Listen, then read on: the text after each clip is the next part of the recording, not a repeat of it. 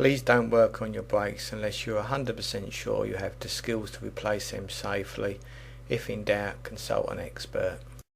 Most disc brakes are held on by a Phillips screw. It's easier to loosen this or remove it before taking the pads out. Most brake calipers are held on by two securing bolts. These may be conventional head, Torx or Allen key.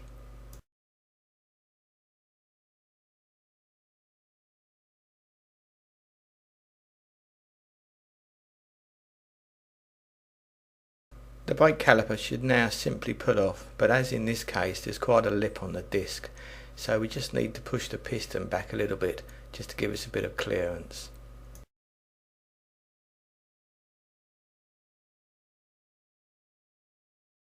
In this particular case the pads stay with the caliper, sometimes they will stay in a carrier on the disc. Before removing the pads, be sure to note how they're fitted, even take a picture that you can look at later. Now I need to push the piston back. There's various ways we can do this. Here you can see we're using a clamp that's designed for your woodworking, but we can also use the normal conventional water pump pliers. Pushing the pistons back, always keep an eye on the level that it's not getting too full, because it can squirt out onto the paintwork. This is a single piston caliper and will have slides. We want to make sure that these are not seized. In this case we're removing them, wire brushing and applying some proper brake grease.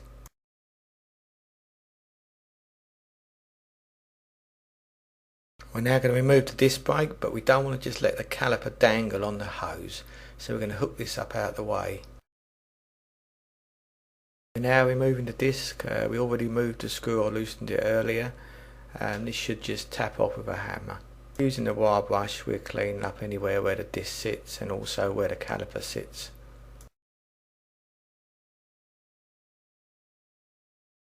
We can now refit the disc, which is held in by the little securing screw. Obviously once the wheel's fitted, the normal wheel studs take all the braking effort. Traditionally we would have used a copper based grease on all the moving parts of the pad, but with more and more ABS sensors being fitted, we now use a lubricant which is metal free. Sometimes you'll have to swap over anti-squeal shims from the old brake pads. In this case they're already bonded to the new pad. We just want to apply a small amount of the metal free lubricant to any place where the pad contacts the metal. Some pads will also be marked with direction of rotation. Once you've refitted the pads to the caliper, these can slot in. This particular case has to slot in at the bottom first.